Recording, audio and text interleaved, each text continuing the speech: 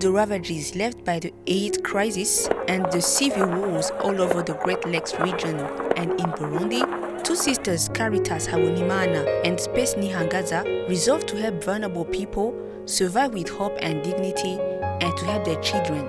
I remember that one day there was a woman that I went to wash every day. She had a small plastic bag that she puts between her buttocks each time. There was money in it. She wanted to hide the money. Then one day she said to me, "I'll give you this money. It's for my daughter. You are going to keep it because I see that I'm going to die." I went back there 4 days later and found that the woman was dead. Her child was hanging around alone. That moved me so badly. So this sounded for us like a trigger that told us that it was high time to create an association to take care of AIDS orphans at the start. In 1992, they created the association La Famille pour Vaincre le Sida, FVS, to work for the well-being of orphans and other vulnerable children in Burundi by implementing an empowering community-based approach to care for vulnerable children. This approach involves creating village savings and loans association or VSLAS or solidarity groups, GS, and training their members to work for the economic empowerment of households and the care of vulnerable children in their communities. This sustainable solution addresses poverty on orphan guardians' households while improving women's status and social cohesion in 4 fundamental ways. Through Child Protection Committees, or CPC, created by FVS, its members, composed of adults and children, are trained to identify and resolve the various cases of right violations. This successful approach was subsequently adopted by the government of Burundi as part of its policy to protect children's rights.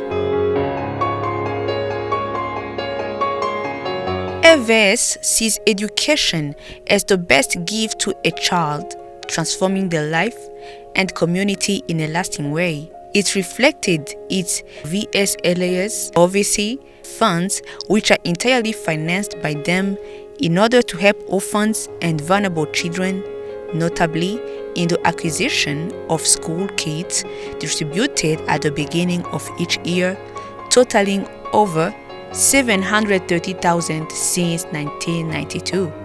Such has been the success of this fund that all the VSLAs funded by UNICEF in Burundi have adopted it. Additionally, in 2014, FVS-Amie des Enfants opened the Amie des Enfants School at Matana Secondary School with a program of excellence which is inclusive to vulnerable children are financially unable to pursue a secondary education. Even with the best laid plans, one health crisis can easily turn into a crippling financial crisis for vulnerable households. So, in 2012, FVS-Amie des Enfants decided to set up community health mutual called Mutuelle Tuzokira Twese, enabling people to have access to medical care all year round. These mutuals were also built around the Nawenuze groups. As the VSLAs and the projects grew, so did the need for more capital to fund them. This is how we came up with the idea of creating the Dukuze Ibibondo MF Microfinance Institution in 2010. Whose mission is to offer sustainable financial and non-financial services to communities caring for vulnerable children and micro-entrepreneurs in order to help improve the standard of living, increase financial inclusion of low-income groups, and reduces the vulnerability of children.